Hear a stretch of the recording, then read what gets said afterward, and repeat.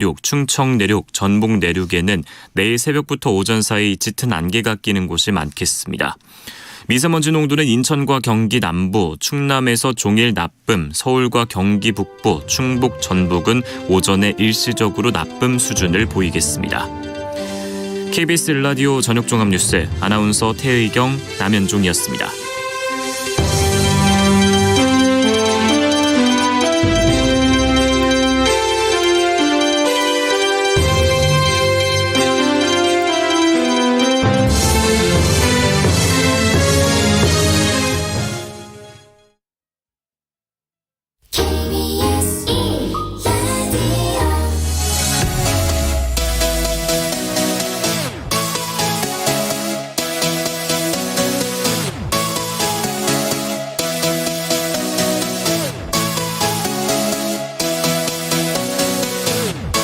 KBS 열린 토론.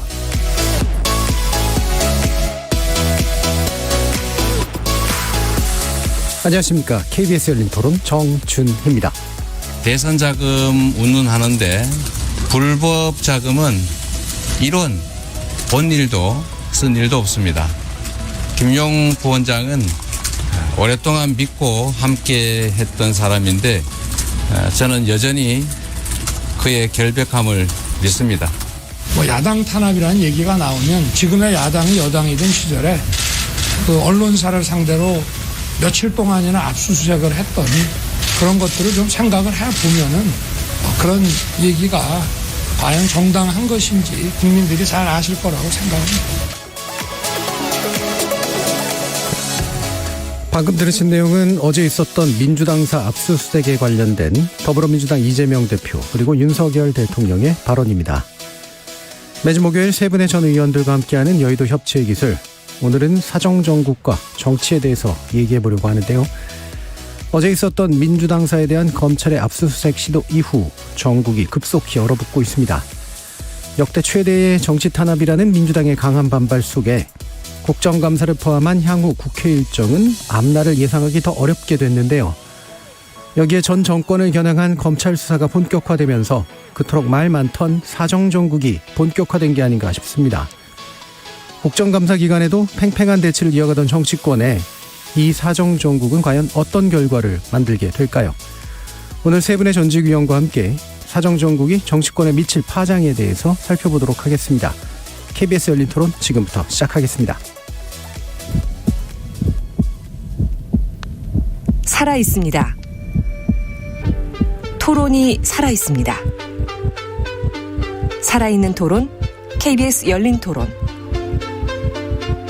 토론은 라디오가 진짜입니다. 진짜 토론, KBS 열린 토론.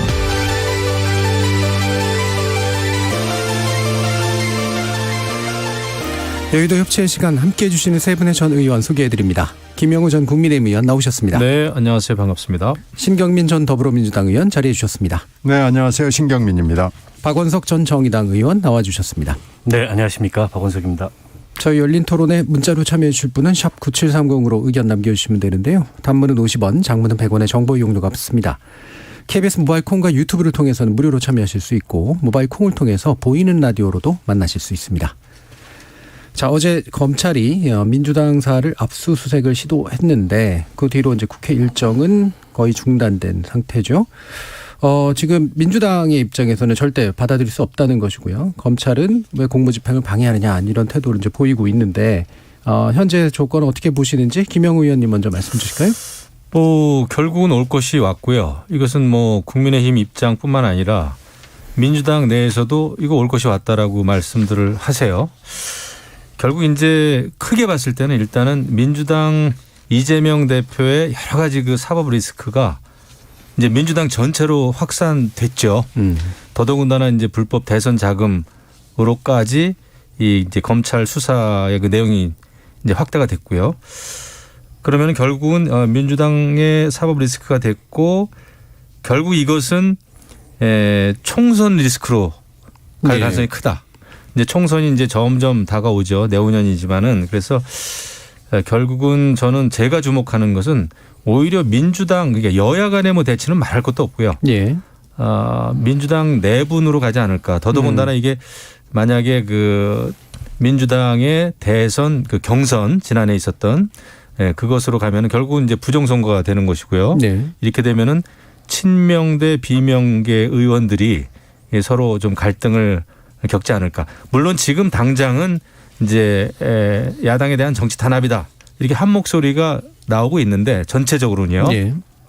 시간이 흐를수록 이게 총선 리스크 쪽으로 이제 가게 되면은 아무래도 이제 그 또 당선돼야 되는 것을 중요시하는 국회의원들은 굉장히 이제 갈등을 겪게 되고 이렇게 되면은 비명 친명계 간의 그 갈등으로 확산될 가능성이 크다. 근데 전체적으로 봤을 때 어쨌거나 지금은 야당은 야당에 대한 정치 탄압이다. 그리고 이제 여당의 경우에는 무슨 소리냐 이거는 그 범법 비리 행위에 대한 필요한 수사다.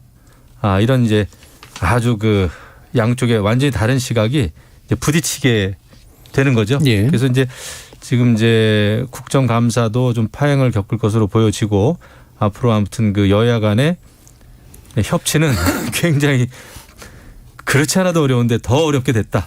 이런 그 생각입니다. 예. 그 허탈한 웃음이신가요? 아니면 다른 종류의 근데 웃음이신가요? 이게 뭐 너무나 이게 지금 그 여야 간에 예. 이렇게 되면은 또 민주당사를 압수수색하려고 했는데 민주당사, 그러니까 당사라고 하는 그 정치적인 상징성이 있지 않습니까? 예. 근데 제가 볼 때 이제는 요즘의 검찰, 경찰은 뭐 압수수색하는 데 있어서 장소와 시간을 가리지 않는다. 저는 이렇게 봅니다. 울산시장 시장실도 선거 전날 압수수색을 했어요. 경찰이. 예. 이렇게 보면은 그리고 이제 국회의원회관의 국회의원실도 압수수색을 당하는 시대가 됐고요. 이번에도 보십시오. 압수수색 영장 가지고 간 그 담당 검사하고 민주당 의원들이 그 현장에서 설전을 벌이지 않았습니까? 예. 저는 그 광경 처음 봤어요.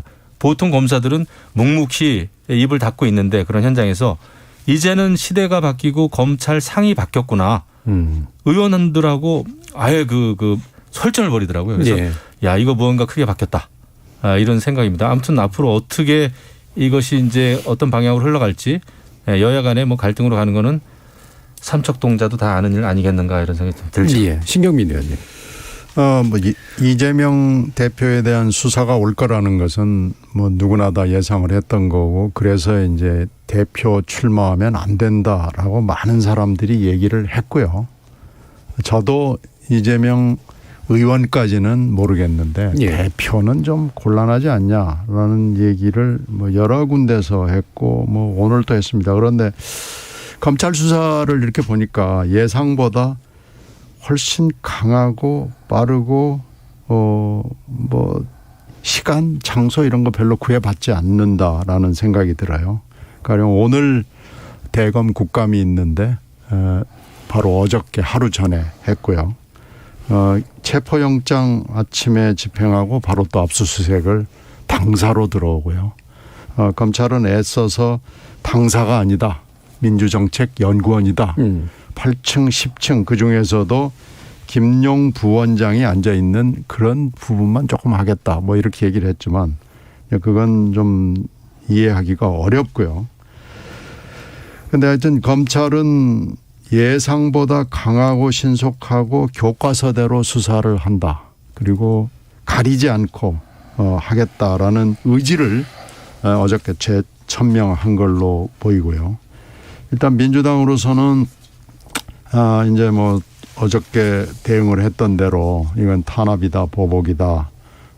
그리고 대통령이 뒤에 있다. 뭐 이렇게 지금 나간 건데 이제 문제는 어저께 압수수색이 교과서대로 한 건 좋은데 결국은 의도가 보이잖아요. 민주당이 결국 피의자, 범법자 이재명을 보호하는 당으로 보이게 하는데 어저께 압색을 하기 위해서 8시간 동안 대처한 것은 충분히 효과를 거뒀다고 생각합니다. 예. 근데 이제 이게 지금은 뭐 수사가 이재명 수사만 있는 게 아니고 문 대통령 수사도 있고 이래가지고 뭐 지금 막 문과 명에 대한 수사가 뭐 완전히 뒤죽박죽이에요. 그래서 지금 현재는 의원들이 도대체 지금 뭐가 뭔지 지금 구분하기가 어려운 상황이기 때문에 일단 반대를 해야 되는데 이런 상황이 언제까지 계속이 될 것이냐를 지금 알기가 매우 어렵습니다. 예. 그래서 가서 이 대통령실 앞에 가서 시위하는 거 보면은 정치 탄압이라고만 써 있는데 이것이 문에 대한 정치 탄압이라는 걸 얘기하는 것인지 명에 대한 정치 탄압을 얘기하는 것인지 알 수가 없고요. 그렇게 의원들 면면을 보면 문에 대한 정치 탄압을 항의하러 간 것 같기도 하고 명에 대한 정치 탄압을 항의하러 간 사람은 또 눈에 안 띄고 뭐 이래요. 예. 그래서 앞으로 이제 이 대목 문과 명에 대한 그 두 갈래의 수사가 혼재되어 있다는 상황을 의원들도 굉장히 혼란스럽게 생각할 것 같아요. 예. 그래서 이 부분은 좀 더 시간을 두고 지켜봐야 될 것 같은데요.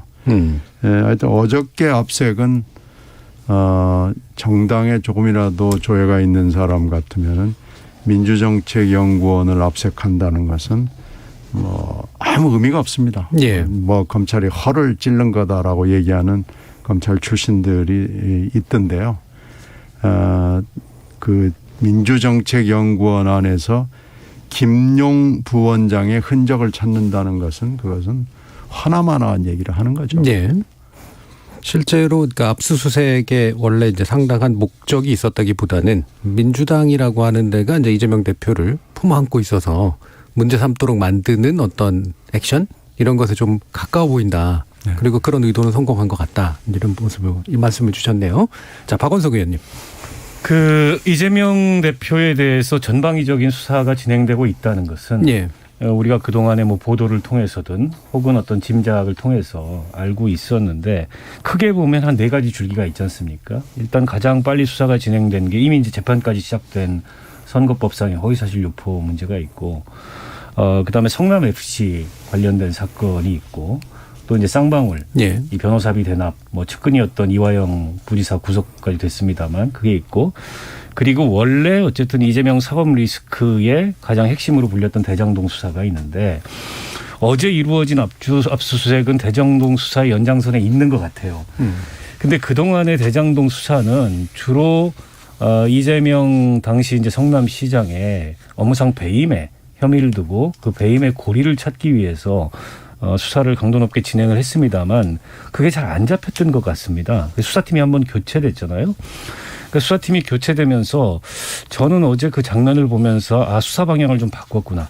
그리고 한층 판을 키우는구나. 이런 느낌이 들었어요. 이거는 이제 배임 차원이 아니고 결국에서는 그 대장동 사업자들로부터 받은 리베이트, 그 돈의 향배, 여기에 이제 초점을 맞추고 검찰이 수사를 키우는구나 이런 생각이 들었고 대선 자금이라는 얘기가 나왔습니다. 예. 그 얘기가 이제 누구 입에서 최초로 나왔는지 지금 검찰의 그 영장의 취지에 따르면 어쨌든 김용 지금 이제 체포돼 있는 이 민주연구원 부원장이 대선 자금을 거론했고 그 얘기들은 유동규가 사업자인 뭐 남욱 정영학득과 상의해서 돈을 만들어 가지고 8억 정도를 전달했다. 요게 이제 요지잖아요. 예. 근데 아직까지는 뭐 물증이 뚜렷하진 않은 것 같아요. 결국에서는 당사자들의 진술 그리고 정황 이것만 있는 것 같은데 결국 검찰이 저거를 이제 뭐 내일쯤에 아마 김용 구속영장 청구를 할 텐데 그 구속영장이 발부되느냐가 수사의 1차 갈림길이 되지 않을까 싶습니다. 예. 만약 구속영장이 발부된다면 단지 진술 정황만이 아니라 상당한 이제 범죄 혐의가 소명됐다. 이걸 법원이 인정했다라고 볼 수 있을 것 같고요. 기각된다면 좀 무리한 수사 아니냐. 뭐 여론도 그렇게 반응을 할 것 같아요. 그게 1차 분기점이 될 것 같은데 어제 압수수색은 여러모로 봐도 그 압수수색의 어떤 법률적인 실효성을 예. 목적으로 했다기보다는 보여주기식 압색을 많이 한 것 같아요. 근데 검찰이 사실은 보여주기식 압색 많이 합니다. 예. 막 박스 들고 나오는데 빈 박스 들고 나오고 예. 이런 경우들도 상당히 있다 그래요. 특히 기업 수사하고 이럴 때. 그러니까 김용 민주연구원 부원장이 발령난 지도 얼마 안 됐고 명색이 상근 부원장이긴 하지만 사실상 상근하는 것도 아니고 그리고 여러 명이 같이 쓰는 방에 중요한 증거를 보관했을 가능성이 별로 없잖아요. 사실상. 예. 그럼에도 불구하고 국감 중에 더군다나 대검 국감을 하루 앞두고 제1야당의 당사지 않습니까? 어쨌든 민주연구원 사무실의 김용 책상이라고 하더라도 당사 안에 있는 건데 당사를 압수수색에 나선다는 거는 사실 굉장한 정치적 부담이 따르는 거고 또 다른 측면에서 보면 굉장한 정치적인 행위이거든요. 저는 검찰이 굉장히 정치적인 행위를 했다고 보고요. 분명히 강도 높은 반발과 저항이 있을 것도 예상을 했을 거고 그런 장면까지 다 보여주기를 한 게 아닌가 싶습니다. 게다가 이제 오늘 이원석 그 검찰총장이 국회에 출석해서 공무집행방해를 거론을 했어요. 그에 대해서도 법률적으로 검토를 하겠다. 결국 이제 정당한 법집행의 위력으로 이 법집행을 반대하는 민주당 이 모습까지 정치적으로 연출을 한 게 아닌가 싶은데요. 결국 관건은 실체입니다. 실체. 저 사건의 실체가 뭐냐. 네. 지금까지 나온 거는 유동규의 입을 통해서 또 다른 어떤 관련자들의 입을 통해서 나오는 진술밖에 없어 보이는데 그게 과연 물증과 함께 입증이 되느냐. 그리고 그 돈의 결국엔 최종적인 그 이 종착지가 이재명 후보 당시에 후보를 통해서 그게 경선 자금으로 쓰인 거냐 이런 것들이 이제 입증될 수 있느냐가 관건일 것 같고 아무튼 수사 강도를 높인 거죠. 그리고 수사 이 방향을 좀 전환한 거고 판단을 한층 키운 거여서 민주당으로서도 원튼 원치 않든 지금 이 상황에서 전면적인 대응을 안 할 수 없는 그런 상황으로 지금 상황이 만들어진 게 아닌가 싶습니다. 예. 자, 지금 압수수색이라고 하는 것의 실효성 문제를 떠나서 일단 민주당에 가해지는 상당한 압박 그리고 민주당 전체가 이제 이로부터 일정한 어떤 위협감 같은 것들을 느끼는 그런 상황들이 펼쳐지고 있는 건 맞는 것 같은데요. 그러면 아까 이제 그 김영우 의원께서 이제 지적해 주신 것처럼 민주당이 결과적으로 지금은 한 목소리를 내고 있지만 내부적으로는 상당한 갈림길에 설 수밖에 없다. 특히 총선에 영향을 주게 될 경우에는 분명히 그럴 것이다라는 말씀을 주셔서 뭐 말씀하시기가 좀 걸끄러운 내용이긴 합니다만 신경미 의원님 어떻게 판단하세요?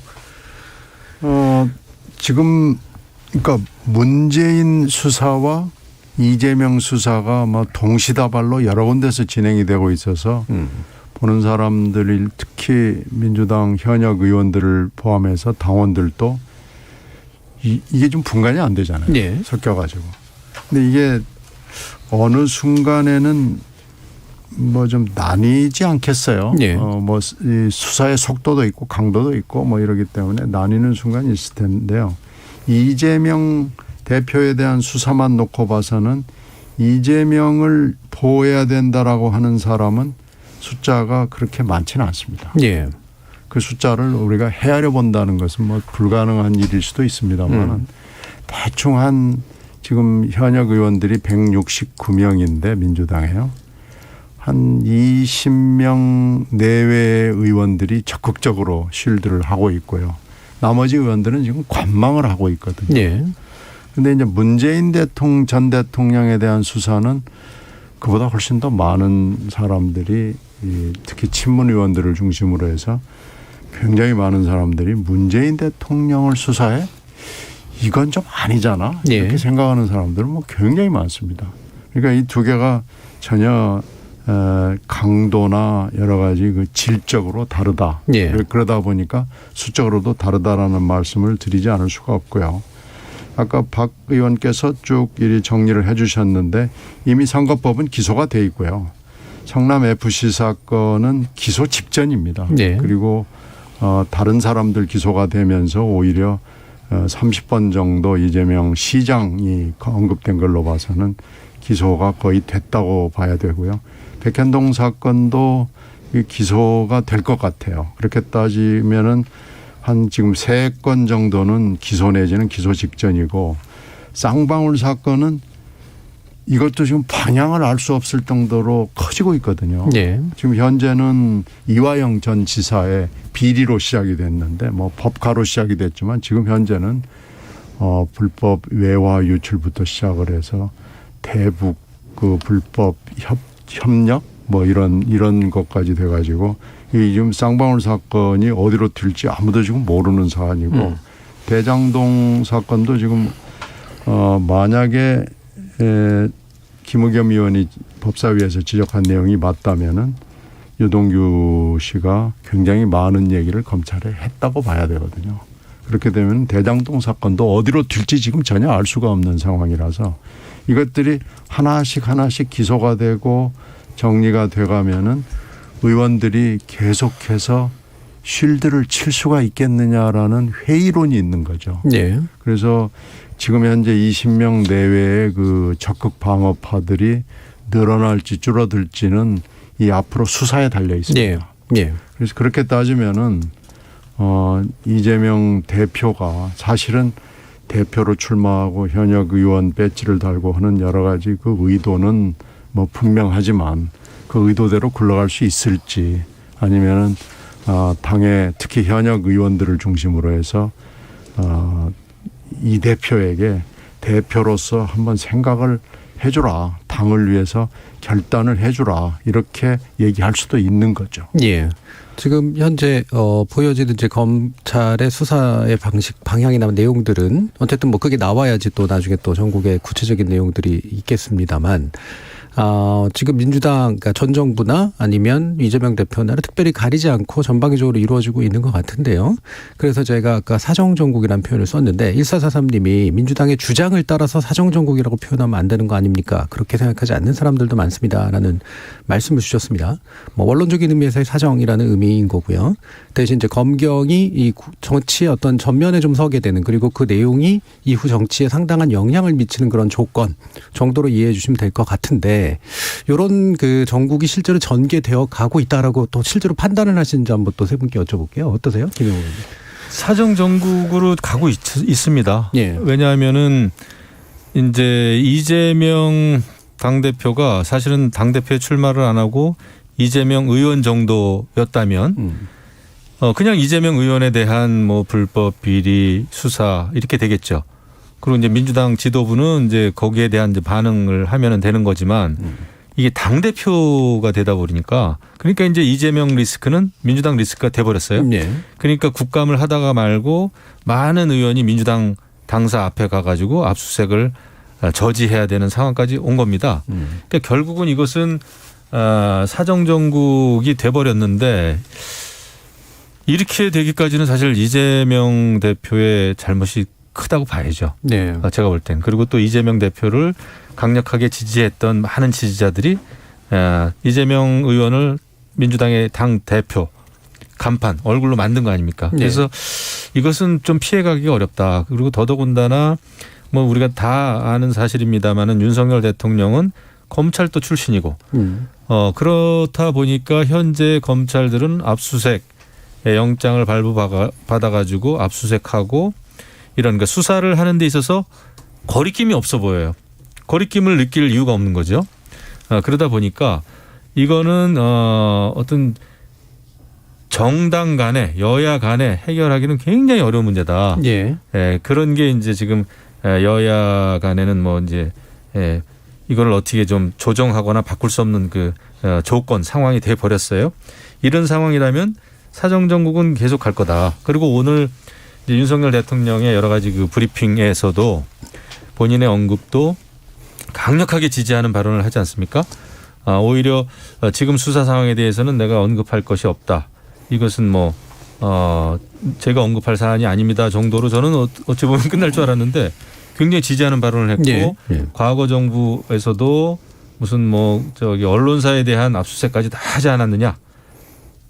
이거는 검찰 그런 얘기를 이제 검찰에 들으면은 검찰의 어떤 수사 방향이나 강도는 저는 더 빨라지고 세질 가능성이 있다 이렇게 생각을 합니다. 예. 그런 면에서는 이제 정국은 정말 냉랭하게 얼어붙을 수밖에 없다 이렇게 봅니다. 그러니까 일반적으로 이제 사정정국의 또 부정적인 면을 얘기하시는 분들 같은 경우에 이게 이제 정책 의도가 있어서 이를테면 이제 지지율이 낮아서 의도적으로 하는 거다라고 의심하시는 분들도 있고 또는 그 정도까지는 아니라도 지나치게 검찰스러움은 대통령이나 아니 정부가 또 이 대통령이 된 이후에 할 일은 아니다. 뭐 이렇게 생각하시는 분들도 있을 것 같고요. 만약에 이제 검찰스러움을 인정한다고 하더라도 그럼 왜 김건희 여사에 대한 수사도 왜 안 하지? 이런 식의 이제 질문도 할 수 있을 것 같고 다양한 또 의문도 나오는데 박원석 의원님 어떠세요? 그러니까 이제 사정정국이라는 이제 진단 속에는 정권이 교체되고 나면 정권이 힘이 있을 때 특히 이제 정권 초에 예. 지난 정권과의 차별화를 위해서 이런 이제 사정을 많이 동원을 하죠. 보통은. 예. 근데 저는 그걸 넘어서서 이 윤석열 정권에서는 윤석열 정부에서는 일상적 통치 수단이 될 수도 있다. 그런 예. 위험성을 좀 감지합니다. 그리고 그 대상은 비단 야당만이 아니고 어쨌든 야당을 넘어서서 여야를 넘어서서 정치적 반대자 모두를 향한 이제 그런 칼날이 될 수도 있다. 이준석 대표가 단적인 사례 아니겠어요? 그런 면에서 윤석열 대통령 이 집권 시기에 하나의 그냥 이 통치 수단으로 검찰권을 동원한 사정, 이게 이제 자리를 잡는 거 아닌가. 그렇게 되면 이제 검찰공화국이다, 검찰 정치다, 이런 말이 과언이 아닌 상황이 되는 거죠. 지금 보면 비단 이재명 대표를 향한 수사만이 아니라 지금 서해 공무원 사건이나 또 이제 강제 북송 사건을 가지고 지난 정권에 대해서 전면적인 수사를 하고 있고, 거기에는 또 이제 일종의 이제 그 안보 논리가 동원이 되고 있지 않습니까? 그런데다가 지금 태양광 비리도 전면적인 수사를 하고 있고, 또 지난 정부의 탈원전 정책에 대해서도 겉으로 드러나는 것 이상으로 이제 수사가 진행이 되고 있는 걸로 알고 있습니다. 윤석열 정부, 윤석열 대통령이 지금 지지율이 낮아서 국면 전환을 하기 위해서 뭐 일시적 사정을 어쨌든 이 국면 전환의 수단으로 동원한다. 그런 거라면 차라리 전 다행이라고 생각해요. 근데 그런 것을 넘어서 이게 아주 일상적으로 자리를 잡을 위험성에 대해서 일단 경계를 하지 않을 수 없고요. 다만 이제 법 집행의 형평성이라는 게 최소한 있어야 되는데 지금 김건희 여사를 둘러싼 여러 가지 비단 이제 뭐 정치적 논란이 아니라 법률적인 논란이 있고 해결되지 않은 문제들이 있는데, 얼마 전에 이제 검찰로 사건을 불송치했던 허위 합격력 의혹만 하더라도 오늘 국감에서 폭로된 내용을 보면 당시에 참고인을 소환을 했는데 김건희 여사가 취업할 당시에 취업 담당자가 아니고 지금 취업 담당자를 소환해가지고 그 사람 말을 듣고 이걸 불송치했다. 이게 이제 국감에서 확인이 됐어요. 이런 것처럼 법 집행에 있어서 그야말로 기계적인 형평성이라도 갖춰야 되는데 그거 최소한도 갖추지 못하는 거 아니냐.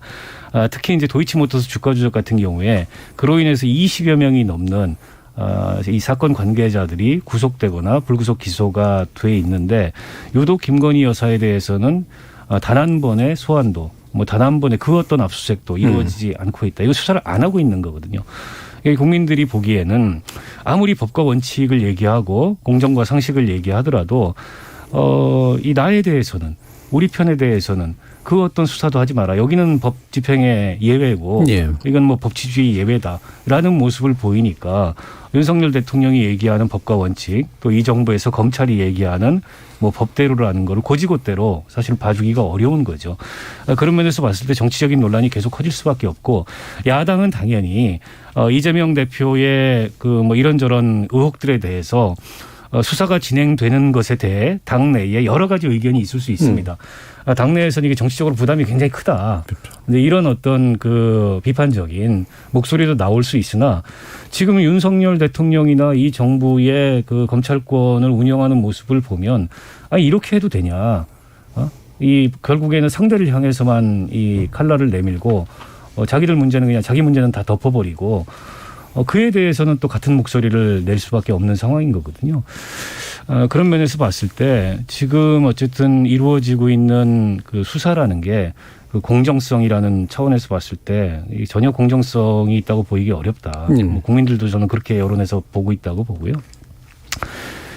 그래서 사실은 명분이 되는 거죠, 이게. 민주당으로서는 이재명 대표에 대한 수사 중에 이게 당이 나서 방어하기 곤란한 문제가 나오더라도 지금 검찰의 수사가 워낙에 이게 전 정부까지를 포함해서 광범위한 데다가 이게 법 집행의 형평성도 없어 보이고 하니까 당연히 문제를 정치화시키면서 이에 대해서 저항하고 또 국민적 명분을 획득하기 위해서 여러 가지 이제 정치적인 대응을 할 수밖에 없지 않습니까?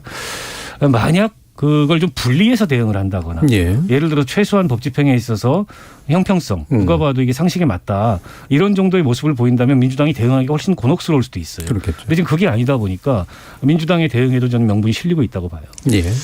지금 이제 법 집행의 형평성 말씀을 하셨는데, 지금 시점, 지금 상황에서 보면은 형평성 얘기가 나올 수도 있겠지만 불과 3, 4년 전만 해도 3, 4년 전도 아니죠. 뭐 그 아주 최근까지만 해도 사실 문재인 정부 때 적폐청산이라는 이름으로 정말 그 사회 구석구석을 수사를 했단 말이에요.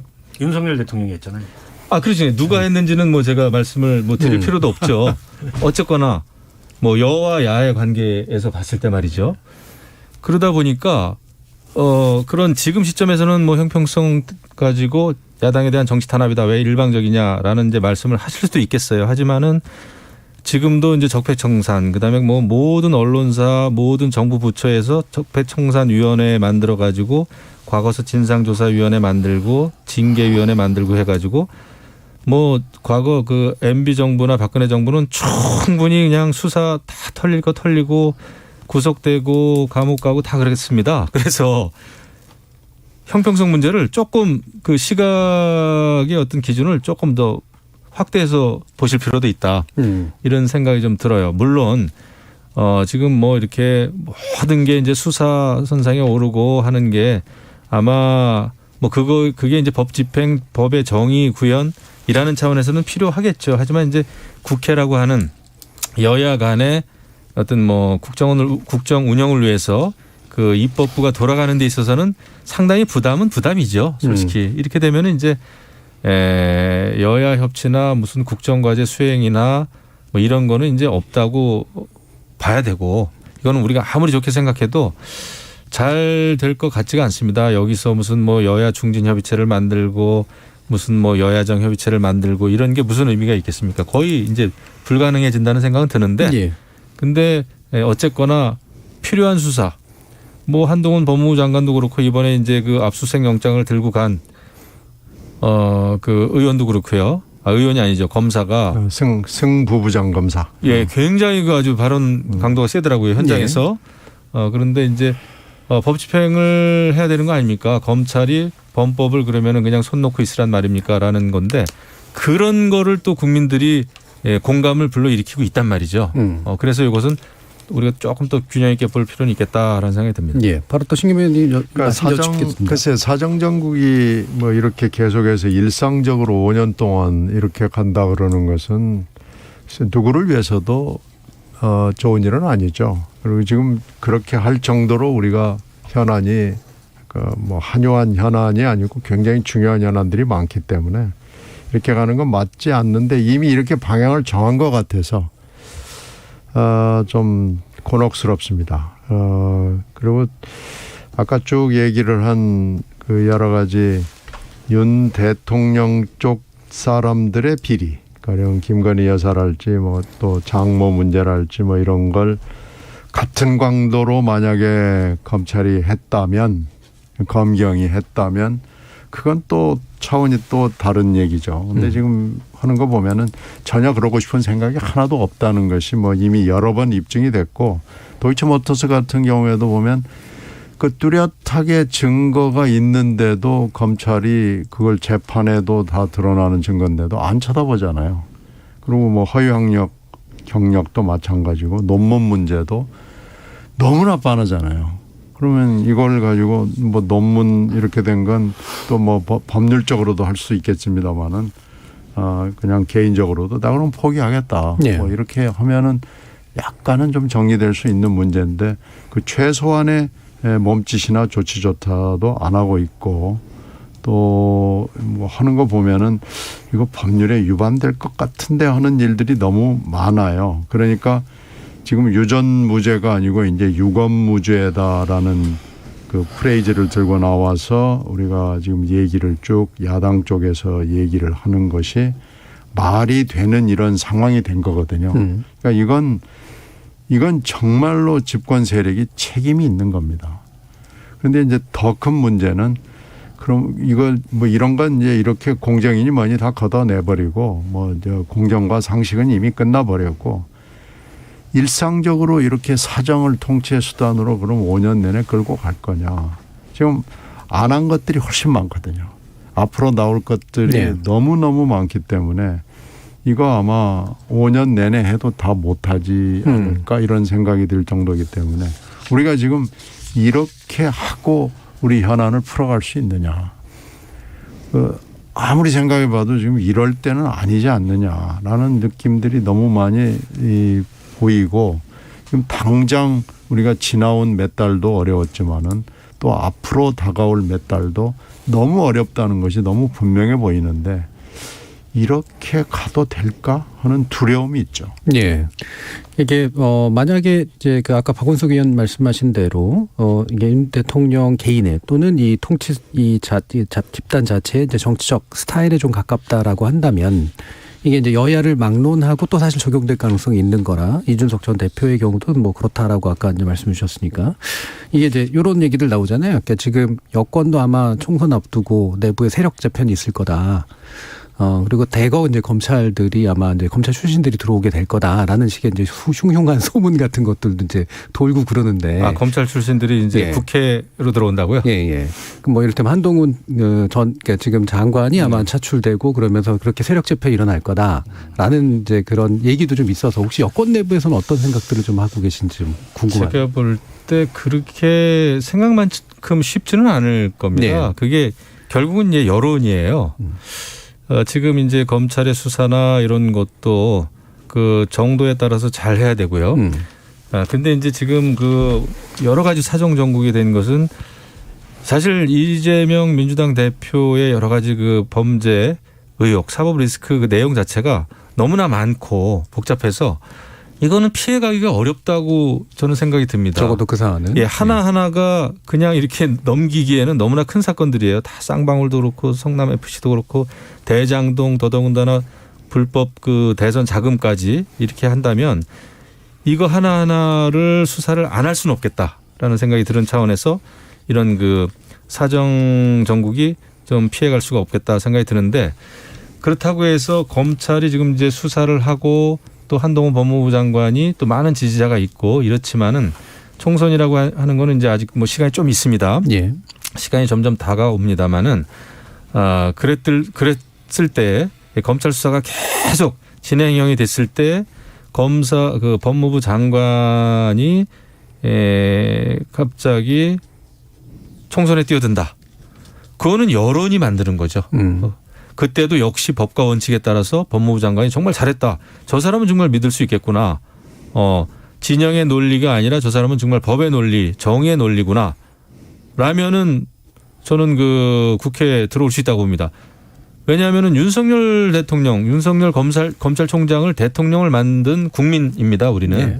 그렇기 때문에 그 시점에서 국민들이 그러니까 민심이 어떻게 바라보느냐가 출마를 하느냐 못하느냐의 가장 중요한 그 여건이 될 것이다.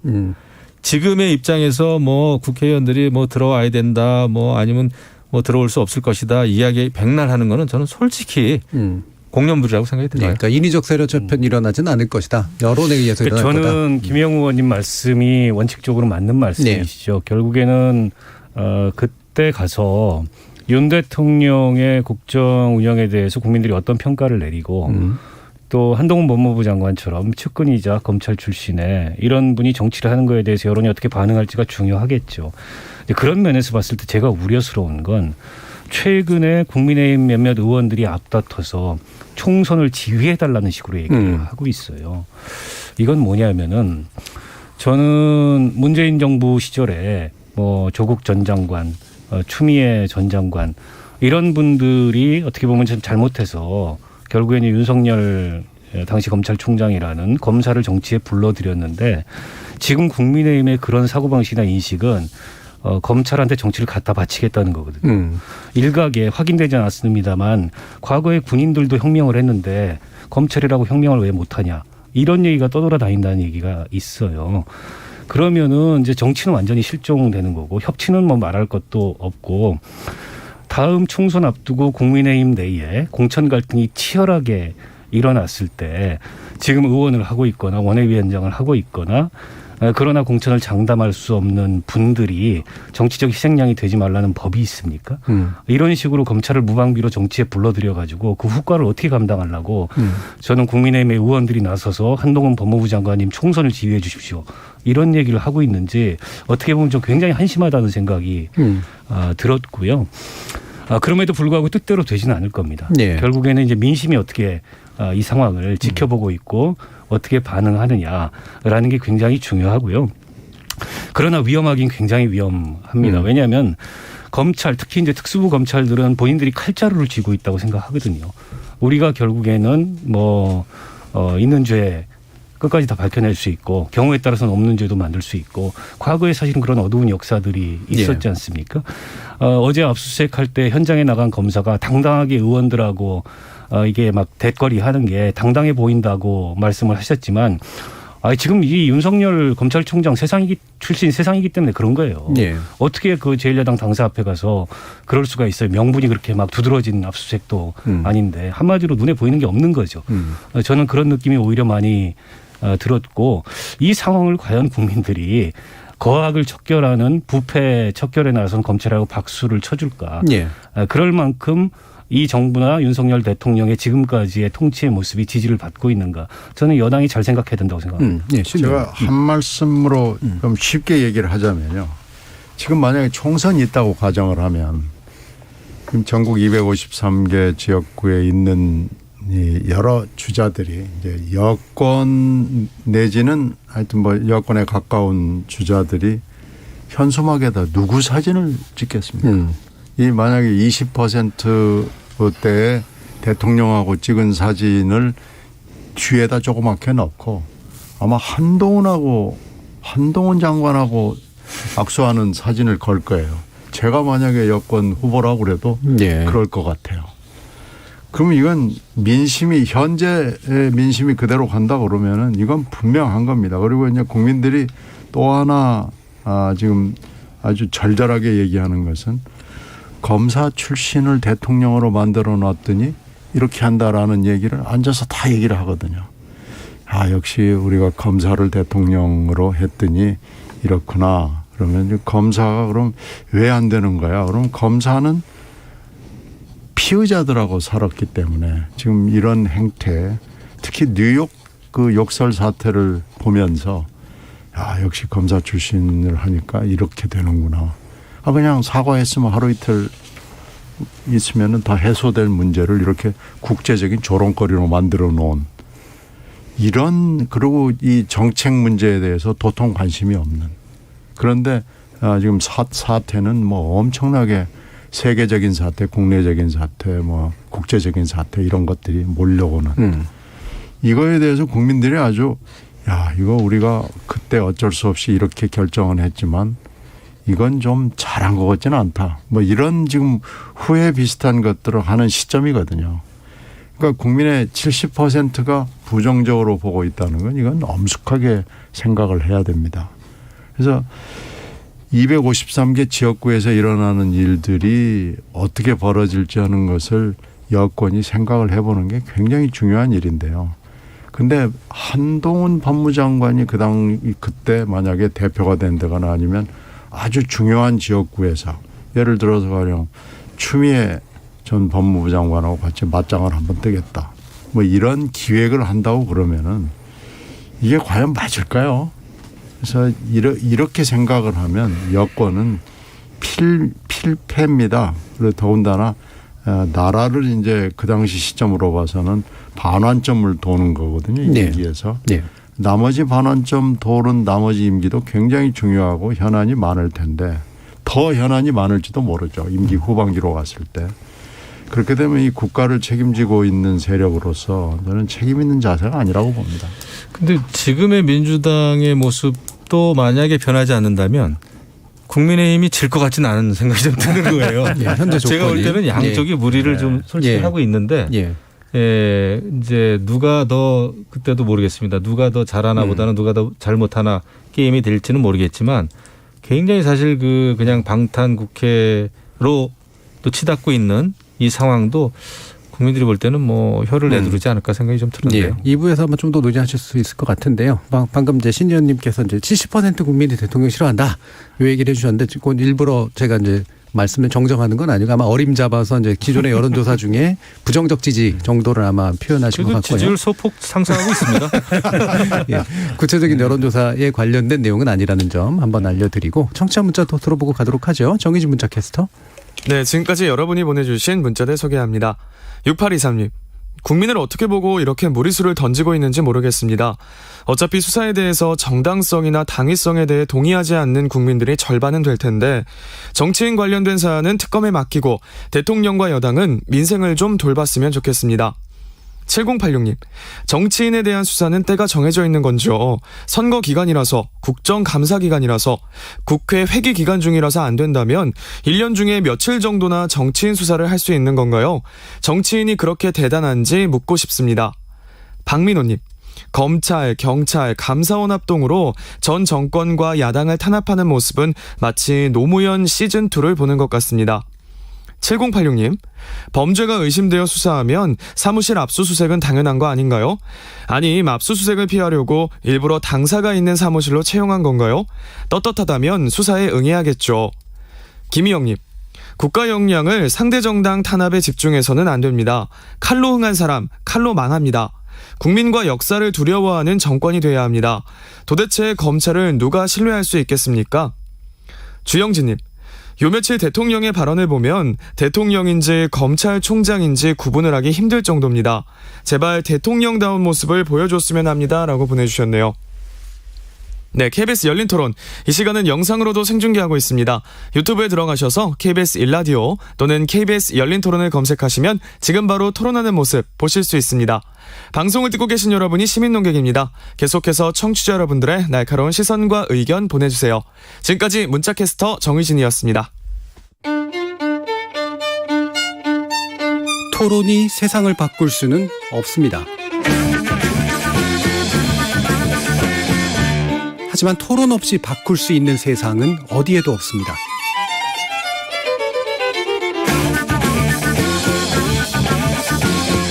세상의 선한 변화를 갈망하는 당신. 정답이 아니라 질문의 힘을 믿는 당신. 우리 KBS 열린 토론에서 만납시다.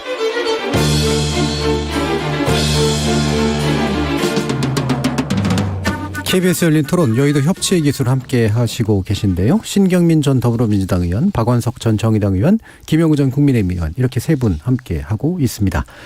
자, 그러면 지금 대통령이 이제 물론 이 부분은 수사 같은 건 다 챙겨보고 있지는 않지만 하면서 물론 얘기는 했습니다만 이제 그 검찰의 행동에 대해서 약간은 백업하는 듯한 그런 모습들도 있었고요. 또한 동시에 이제 최근에 벌어지고 있는 이런 강경 대응 기조가 도대체 어디서 나오는 건가라고 할 때 최근에 있었던 이제 김문수 위원장의 김일성주의자 발언이 이제 논란이 되는 것과 좀 연결해서 대통령이 이제 주사파를 거론했습니다. 그리고 적대적 세력과는 반국가 세력과는 협치가 불가능하다. 이런 인식을 이제 밝히셨는데, 물론 이제 당연히 반국가 세력과는 협치를 못하는 게 맞긴 하죠. 근데 이게 이제 누구를 지칭하는 거냐, 이게 적합한 발언이냐라고 또 정치적인 관점에서 생각할 수밖에 없어서 어떻습니까, 신경민 의원님? 일단 이 가만히 연설이나 이 즉석에서 나오는 얘기를 보면 80년대 내지는 아무리 잘 잡아줘도 90년대 초반 정도의 그 인식, 그때 생각, 그때 문제점 뭐 거기에서 벗어나지 못하고 거기에 안주하고 있는 거 아닌가라는 느낌을 받아요. 물론 그 당시에 주사파라고 얘기할 수 있는 사람들이 있었고요. 김문수 위원장 얘기가 나와서 말인데, 김문수 위원장이 86년도에 5.3 인천 사태를 주도하고 그때 구속이 됐을 때 그때 사실은 뭐 대단한 주사파의 어떻게 보면 리더였다고 검찰에서 봤고요. 네. 근데 그 뒤에 이제 전향을 한 거죠. 뭐 그렇게 됐기 때문에 사실 80년대 정도의 상황을 가지고 지금 2022년을 재단을 하는 것이 과연 맞는가 하는 생각이 듭니다. 그리고 그 얘기를 하고 또 그 다음날 또 확인을 했는데 또 다시 확인을 하고 앞으로도 계속 이럴 거 아니겠어요. 그러면은 왜 이걸 가지고 뭐 왜 반응을 보이냐, 그 뭐 잘리니까 그런 거 아니냐, 뭐 이제 이런 식으로 반응을 보이는데, 예. 이건 그렇게 할 일이 아니고 대통령이 그런 인식을 갖고 있다고 그러면은 뭔가는 하여튼 안 하겠다는 얘기 아니겠습니까? 그리고 지금 대통령이 쓰는 인사를 이렇게 보면은 가령 김문수 위원장이 대표적이지만 그때 같이 했던 사람 중에 국가교육위원회 위원장 같은 분, 이런 분들은 국정 역사 교과서를 해야 된다고 그렇게 주창을 하던 분 아니에요. 근데 이제 이번에 국감에 나와가지고는 그 생각을 유지하지 않고 있다, 뭐 이렇게 일단 한 발은 물러섰죠. 그리고 이제 이은재 의원 같은 일을 또 전문건설공제조합 이사장으로 하고 뭐 이런 인사들 이렇게 쭉 보면 이런 분들하고 계속 국사나 중요한 일들을 협의하고 논의해가지고 과연 2022년에 오늘의 문제를 풀어나갈 수 있을까? 도저히 이런 인식 그리고 이런 사람들 이렇게 해가지고 뭘 할 수 있을까라는 걱정이 아주 굉장히 드는 거죠. 그렇게 되면 이런 사람들하고 하면은 이런 사람들하고 대척점에 있는 야당 쪽 사람이나 아니면 제야에 있는 사람들하고는 말을 섞지 않겠다는 선언이나 마찬가지죠. 그게 굉장히 두려운 거고요. 근데 그건 아니라고 또 얘기를 하니까 그럼 아니라는 뭘 증명을 해야 할 거 아닙니까? 뭐 증거를 보여줘야죠. 근데 그건 또 아니라고 말만 하지 전혀 아닌 것이 아니라라는 증거는 전혀 보여주지 않기 때문에 좀 답답하죠. 그래서 그 얘기가 쭉 나오는 한 이틀 동안에 좀 답답함이 더 가중됐다고 볼 수 있습니다. 네, 김영우 의원님. 그러니까 대통령의 발언, 뭐 주사파, 종북, 그 친북주의자, 적대 세력하고 협치는 안 하겠다라고 하는 그 말의 내용은 말 그대로라면은 그거는 맞는 말이에요. 구구절절 옳고. 그런데 이제 대통령이 이제 이 얘기를 했을 때 정무적으로 도움이 되겠는가? 이거는 이제 또 별도의 평가가 필요합니다. 솔직히 말씀드리면. 그리고 저는 개인적으로는 우리 사회에 종북 주사파가 있다고 저는 봐요. 왜냐하면 여러 그 선동 문구나 구호나 집회의 성격상 이것은 그 상당히 친북 종북적이다라는 판단을 저는 좀 하는 때가 덜어 있습니다. 그런 면에서 지금이 과거와는 양상이 다를 수 있지만은 종북 친북 주사파가 없어졌다라고 우리가 단정할 수는 없다. 주류 정치 세력 안에서도 그런가요? 주류 정치 세력은 그 어떤 무슨 확증이나 뭐 그런 거보다는 그런 주사파적인 어떤 성향 이런 거는 있을 수 있죠. 왜냐하면 학생 운동을 하고 이게 세월은 흘렀습니다마는 그렇다고 뭐 뚜렷하게 우리가 무슨 어디 뭐 전향서를 쓰거나 뭐 이럴 필요도 없고 솔직히 자연스럽게 그냥 사회생활을 하고 정치 활동을 해오는 건데 그 과거의 행적에 대해서 딱히 또 부정하지 않습니다. 그래서 제가 볼 때는 그런 생각이 들고 더더군다나 제가 좀 충격을 받은 거는 이재명 민주당 대표 같은 경우에 한미일 연합훈련에서 뭐 우길기 얘기까지 하고 우길기 굉장히 그는 그 친북적인 발언입니다. 뭐 김정은을 뭐 찬양하고 그런 건 아니어도 북한의 그런 도발이나 핵 무력에 대해서 얘기를 안 한 상태에서 한미일 연합훈련만 문제 삼고 우길기 얘기를 하는 거는 저는 그 당대표로서 정치인으로서 그렇게 이야기하는 것도 굉장히 어떤 뭐 대통령이 뭐 주사파 얘기했다고 비판을 하지만은 이재명 당대표의 그런 발언은 굉장히 비판받아 마땅하다. 저는 그렇게 보는 겁니다. 그렇다고 볼 때 결국 우리 정치가 지금 색깔 논쟁에서 아직도 벗어나지 못하는 그 프레임 속에 갇혀 있구나. 그런 우물 안에 갇혀 있구나라는 생각을 저는 하고 이것은 좀 더 우리가 토론과 논쟁과 자유로운 어떤 그런 분위기가 돼야 되겠죠. 그런데 아직은 그 단계까지는 못 간 거를 우리가 좀 솔직히 반성을 해보는 게 맞다고 봅니다. 하지만 무슨 대통령이 모든 상황을 이념 논쟁, 색깔 논쟁으로 끌고 갔다기보다는 저는 지금 정치 상황의 반영이라고 봐요. 솔직히. 그래서 그것은 여야 간에 같이 좀 고민해 볼 문제다 생각합니다. 보통 이제 검사가 공안검사 시대를 지나 특수검사 시대로 왔고 윤 대통령이 또 특수통으로 되게 유명한 분인데 이게 공안적 시각을 그럼 가지게 된 건가라고 이제 또 생각하시는 분이 만약에 있다면 어떻게 보시는지 박원순 의원. 개인적으로는 제가 학생운동을 하고 진보적인 사회운동을 20년 하고 정치권에 와서 진보정당의 국회의원도 하고 10년째 지금 정치활동을 하고 있는데 저를 가리켜서 주사파라고 얘기하나? 이런 생각이 들었어요. 대통령은 본인들은 알 거다 이렇게 얘기했단 말이에요. 아니 그러니까요. 저게 이제 협치의 대상이 아니라고 얘기했으면 적어도 제도권 안에 있는 누군가를 지칭해서 한 얘기일 거란 말이에요. 저 의도가 없이 원론적인 얘기를 한 게 아니에요. 그런데다 오늘 와서 한 얘기는 자신들은 알 거다. 전 누군가를 겨냥한 거죠. 그리고 이 직전에 있었던 발언, 국회에서 논란이 됐던 문재인은 김일성주의자다. 윤건영은 여전히 종북 사상을 가지고 있다. 누구를 겨냥한 거겠습니까 지금. 예. 결국에는 문재인 대통령 지금의 이재명 대표 이런 분들을 겨냥해서 한 얘기잖아요. 아니 그냥 협치하기 싫으면 협치 안 한다 그러면 되지. 그거를 무슨 종북 세력이다 주사파다. 예. 이런 지금 이제 김문수 이런 사람이 앞장서서 이 선동을 하고 거기에 이제 뭐 주호영, 정진석 이런 분들까지 장단을 마치고 급기야 대통령이 그에 대해서 이제 마침표를 찍는 식의 이런 말씀을 하신 거잖아요. 그러니까 제가 앞서 그 검찰과 사정이라는 칼을 왼손에 쥐고 휘두르고 있다면 또 하나는 이런 식의 이데올로기 전선을 정치에 불러들여서 결국에는 뭐 종북이냐, 뭐 주사파냐. 네, 이런 식의 지금 이 통치 수단을 아주 일상적인 것으로 만들어 나가고자 하는 이제 그런 의도가 아닌가 싶습니다. 그러면 이건 명백한 정치의 퇴행이에요. 그에 반해서 지금 민생 문제라든지 경제 문제라든지 또 지금 이 글로벌 그 이 산업 구조 조정의 과정에서 우리 산업의 재편 문제라든지 이런 데 있어서는 실력도 없고 기획도 없고 뭐 정책도 없어요. 뭐 할 줄 아는 게 없거나 혹은 할 의지가 없는 거죠.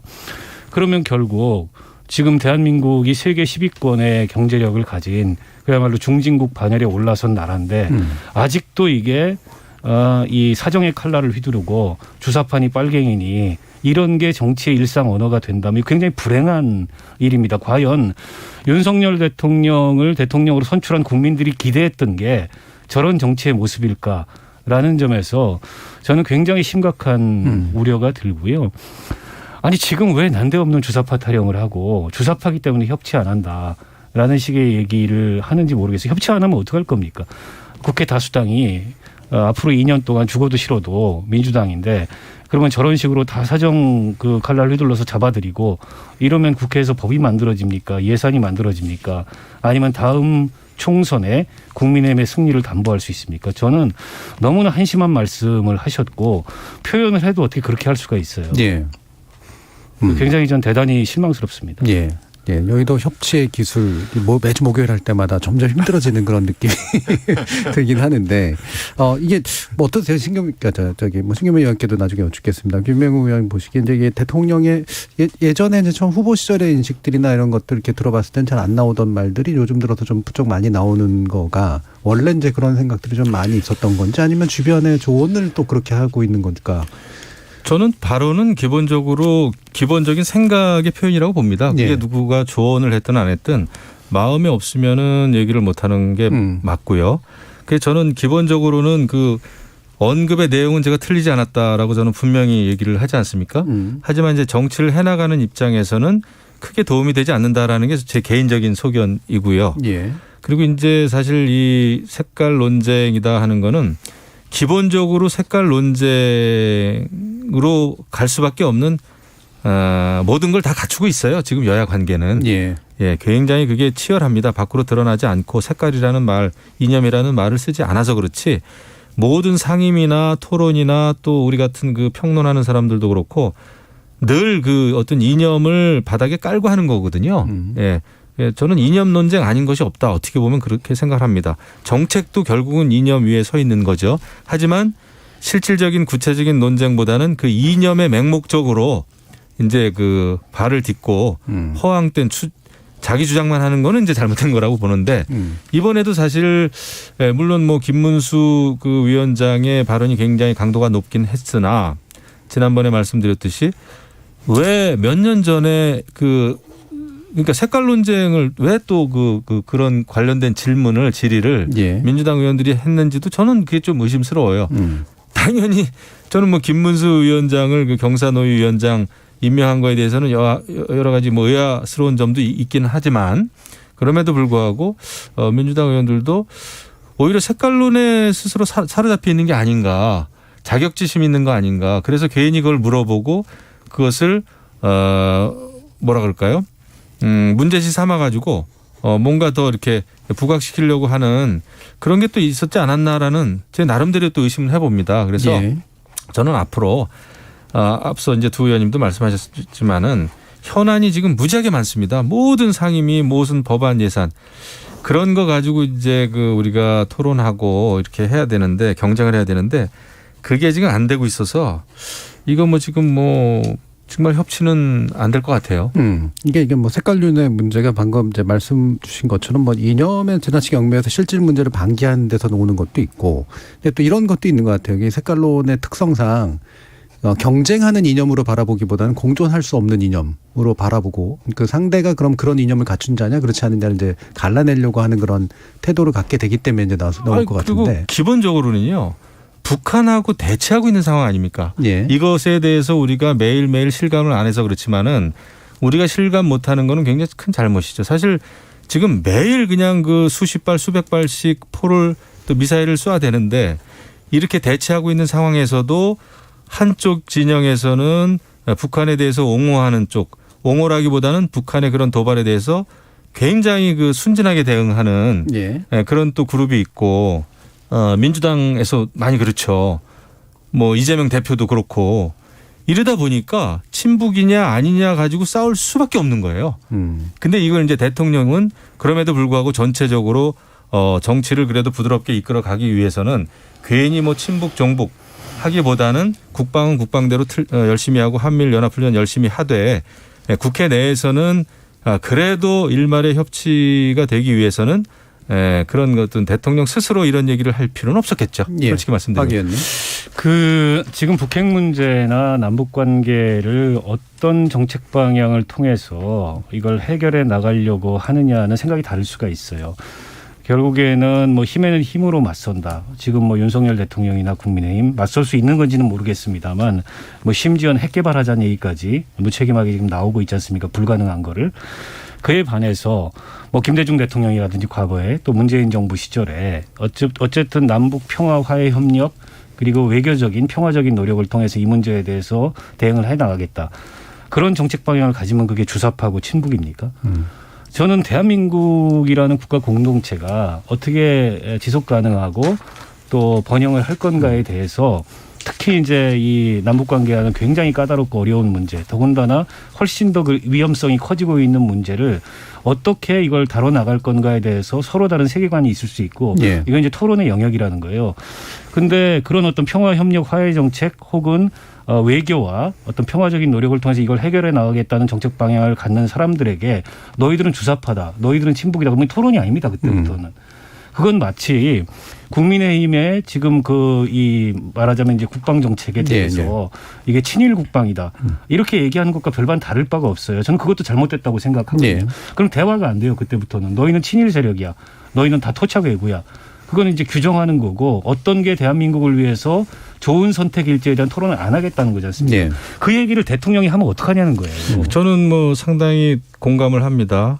하지만은 예를 들면은 이제 문재인 정부 때 뭐 국가안보실, 국정원, 국방부가 나서서 해경까지 합쳐서 예를 들면 서해 공무원 월북몰이식으로 잦은 월북식으로 이렇게 몰아갔다 하면은 그거는 이제 문제가 심각해지는 거예요. 그런 경우는 친북이 아니면은 할 수 없는 정책적인 결정들이란 말이죠. 정치적인 결정이고.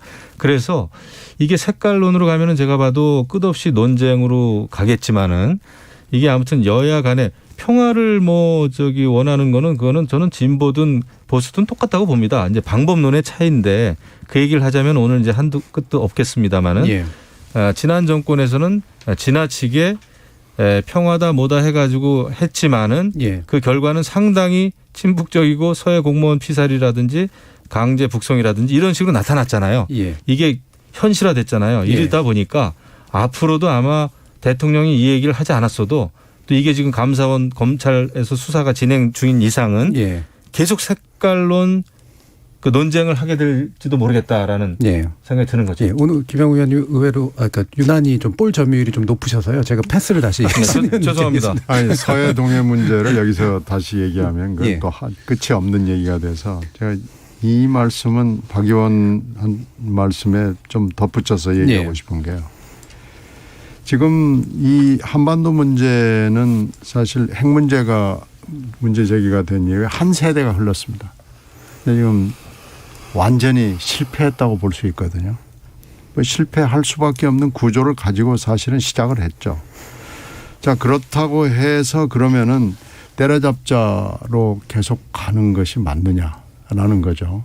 이게 굉장히 복잡한 얘기고 우리가 사실 여러 가지를 해봤어요.